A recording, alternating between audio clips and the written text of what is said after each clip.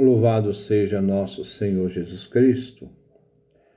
Mais uma vez, nós vamos continuar a nossa reflexão sobre a oração eucarística. Ficou de terminarmos a oração eucarística quinta, na questão da epiclese, depois da narrativa da Santa Ceia, da Eucaristia, com as palavras de Jesus. Como nós estávamos falando no último encontro, a epiclese é essa invocação ao Pai para que envie o Espírito Santo, é uma súplica, é um pedido para que aquelas ofertas que estão ali possa ter a presença, a ação do Espírito Santo e assim essas ofertas do pão e do vinho possam se transformar no corpo e no sangue de Jesus.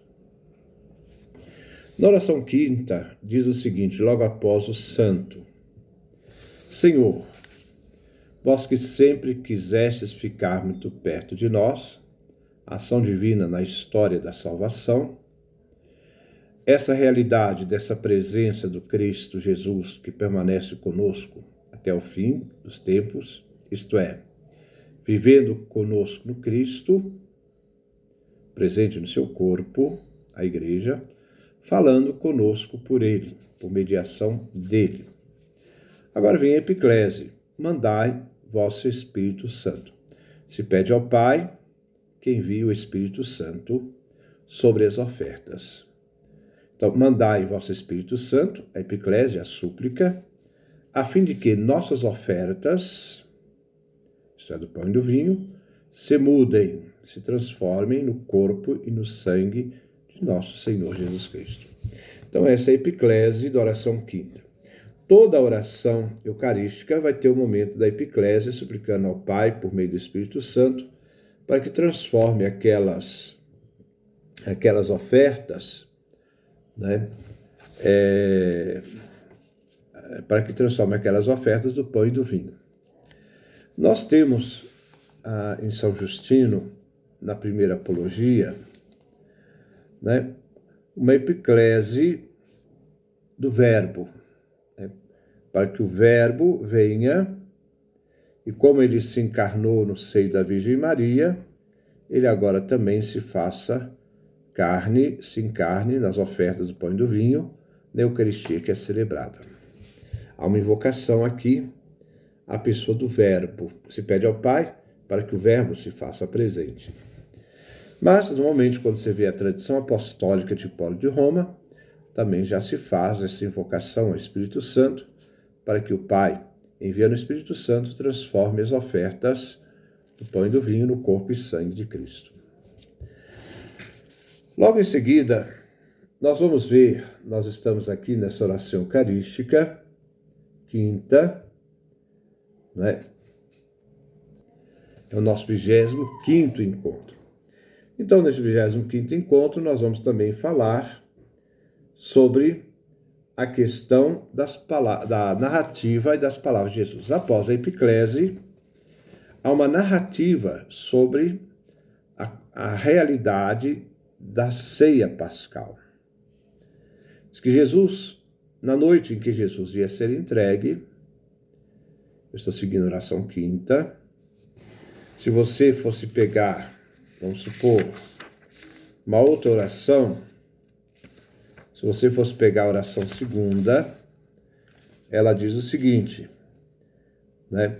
Estando para ser entregue, enquanto a oração eucarística diz na noite em que ele foi entregue, a oração segunda usa o gerúndio, estando Jesus para ser entregue, onde na cruz, abraçou livremente a paixão, ele não foi obrigado, ele fez por livre amor e vontade, tomou o pão.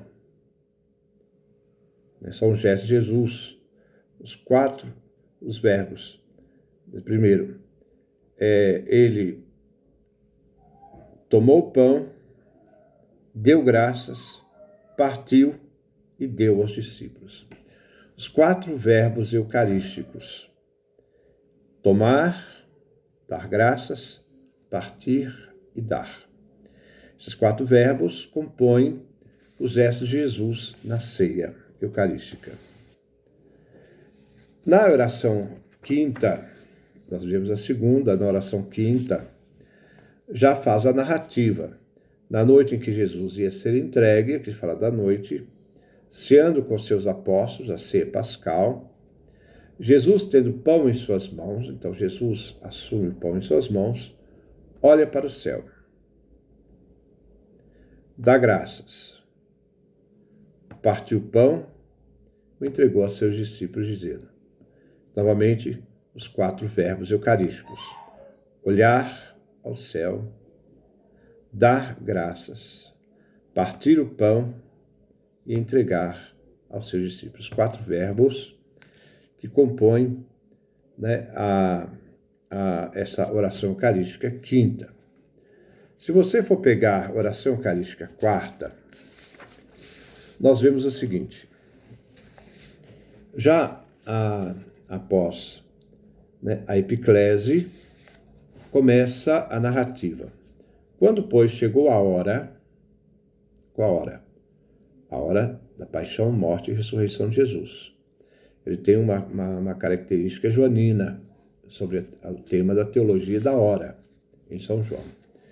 Em que por nós, ó Pai, ia ser glorificado, uma súplica ao Pai, tendo amado os seus que estavam no mundo, amou-os até o fim. Preste atenção, que ela é bastante joanina, tem muito a ver com o Evangelho de João. A hora, amado os seus que estavam no mundo, amou-os até o fim. João capítulo 3, versículo 1. Enquanto ceavam a ceia pascal. Aí a narrativa diz, ele tomou pão, deu graças, partiu e deu a seus discípulos, dizendo, 4 verbos, esses 4 verbos eucarísticos, tomar pão, dar graças, partir e dar aos discípulos, dizendo.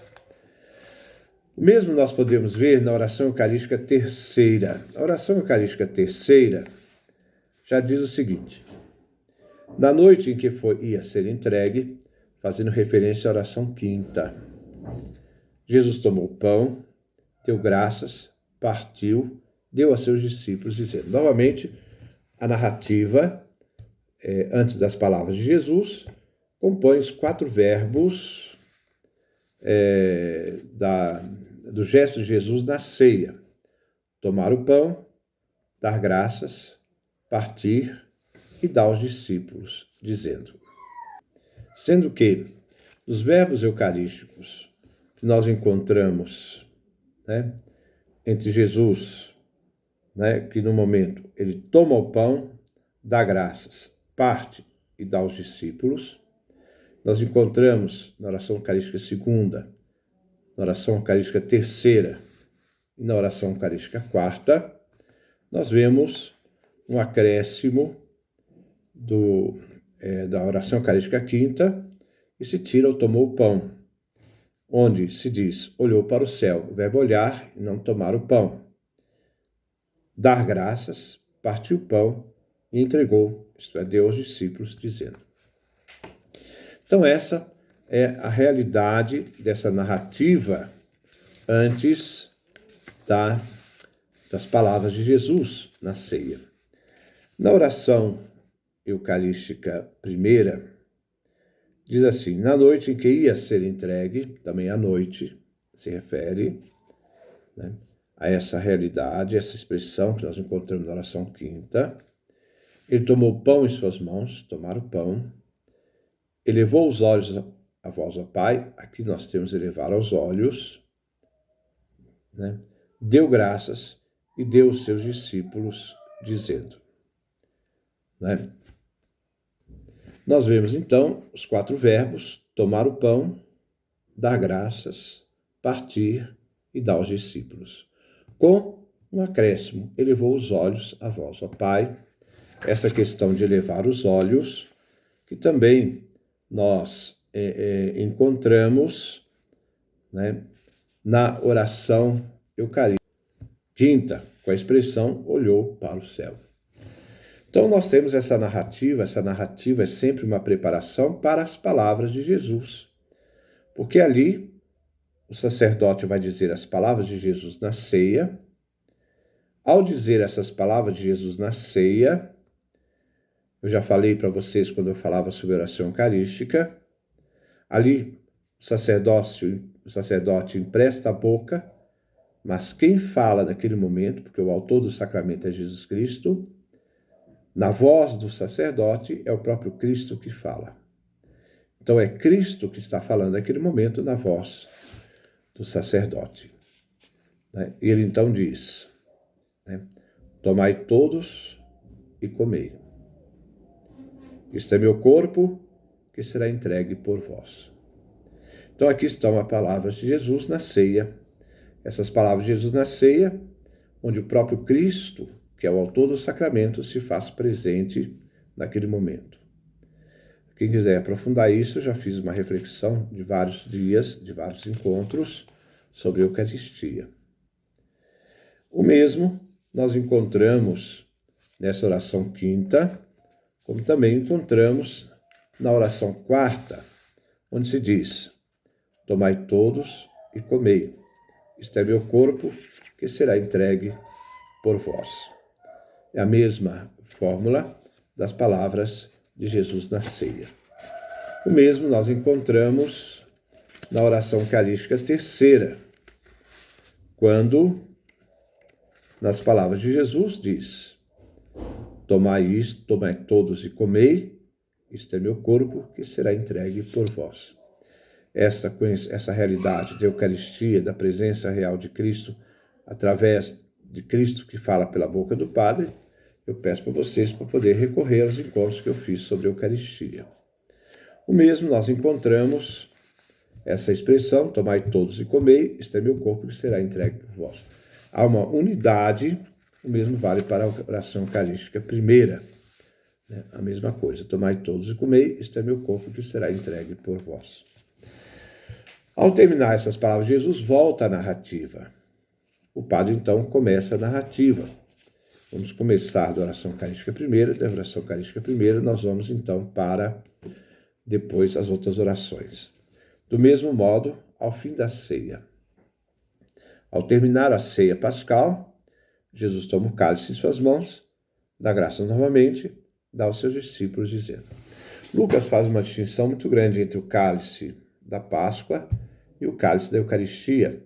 Coloca dois cálices quando ele narra a ceia eucarística. Também eu já fiz esse comentário lá sobre a Eucaristia. Então, ele tomou o cálice em suas mãos, deu graças, deu aos discípulos, dizendo. Então, 3 verbos, tomar o cálice, dar graças e dar aos discípulos. Na oração eucarística segunda, tem a narrativa depois das palavras de Jesus. Então se diz, ele tomou do mesmo modo ao fim da ceia, ele tomou o cálice em suas mãos, deu graças novamente e deu aos seus discípulos, dizendo, sempre ao fim da ceia. Lembrando essa perspectiva de Lucas, que coloca a distinção entre o cálice da ceia pascal e o cálice da ceia eucarística. Ele diz, tomai todos e bebei, este é o cálice do meu sangue, agora é o próprio Cristo, na voz do Padre é o Cristo que fala, Jesus autor do sacramento. O sacramento não depende da santidade do ministro, mas da Cristo que age na pessoa do ministro. Tomai todos e bebei, este é o cálice do meu sangue, o sangue da nova e eterna aliança, que será derramado por vós e por todos para a remissão dos pecados. E ainda vem o imperativo, fazer isto em memória de mim. O mesmo acontece na oração eucarística terceira. Do mesmo modo, no fim da ceia, ele tomou o cálice em suas mãos, dá graças novamente, dá graças, e entregou aos seus discípulos, dizendo. Aí vem as palavras de Jesus, na boca do sacerdote, a Jesus. Tomai todos e bebei, este é o cálice do meu sangue, o sangue da nova e eterna aliança, que será derramado por vós e por todos para a remissão dos pecados. Fazer isto em memória de mim. O mesmo nós vamos encontrar na oração eucarística quarta, como também nós vamos encontrar na oração eucarística quinta. Na oração eucarística quarta, um pequeno acréscimo. Diz, do mesmo modo, ele tomou em suas mãos o cálice com vinho. Então, esse é um acréscimo da oração eucarística quarta. Deu graça novamente e deu aos seus discípulos, dizendo, e aí vem as palavras de Jesus na boca do sacerdote. É Jesus que fala, tomai todos e bebei, este é o cálice do meu sangue, o sangue da nova e eterna aliança, que será derramado por vós e por todos para a remissão dos pecados. Fazei isto em memória de mim. E o mesmo da oração eucarística quinta, né? Que não tem, praticamente a parte narrativa, e depois as palavras de Jesus na instituição da Eucaristia sobre o cálice. Então, nós vemos aqui, né, esta parte narrativa e depois as palavras de Jesus, que vem logo após a epiclese. Faz a epiclese, faz a narrativa e as palavras de Jesus. Ora, se nós formos olhar, qual é o texto mais antigo que nós temos sobre a narrativa e as palavras de Jesus na ceia? É o texto da primeira carta de São Paulo aos Coríntios, capítulo 11. Este é o texto mais antigo do Novo Testamento. São Paulo escreveu por volta dos anos 50. Ora, nós vemos que a redação final do Evangelho de Marcos é lá para os anos 75, praticamente 25 anos depois. A redação final do Evangelho de Lucas e Mateus, com a narrativa da Eucaristia, é praticamente o ano 85, praticamente 35 anos depois. Então, a primeira narrativa, a mais antiga que nós temos sobre a Eucaristia, é de Paulo, na primeira carta aos Coríntios. Então, nós encontramos este esquema. Nós encontramos o prefácio, uma grande narrácio sobre a história da salvação que o Pai realiza por meio de seu Filho, o santo, né, preparando a toda a aclamação da santidade de Deus e daquele que vem em nome do Senhor, Jesus Cristo. Depois, nós vemos, então, após o santo, a epiclese, né? Após a epiclese, a súplica para que o Espírito Santo desça sobre as ofertas e mudem no corpo e no sangue de Cristo. Logo depois nós vemos uma nova narrativa da ceia, normalmente com os 4 verbos fundamentais: tomar, dar graças, entregar e dar aos discípulos. Tomar o pão, dar graças, partir e dar aos discípulos. São os 4 verbos eucarísticos. E aí, a narrativa do pão, essa narrativa do pão, onde é Cristo que fala pela boca do sacerdote. Então, as ofertas ali, quem age é Cristo, ele é o autor do sacramento, não o sacerdote. Não age por mérito do sacerdote, mas pela graça de Cristo que age no sacerdote, né? E também, quando depois volta uma pequena narrativa sobre o cálice com vinho, e depois as palavras de Jesus Cristo. Então depois nós vamos continuar sobre o mistério da fé e também das orações, né, da pós-consagração. Então que Deus nos dê a sua graça, a sua bênção, a sua face resplandeça sobre nós.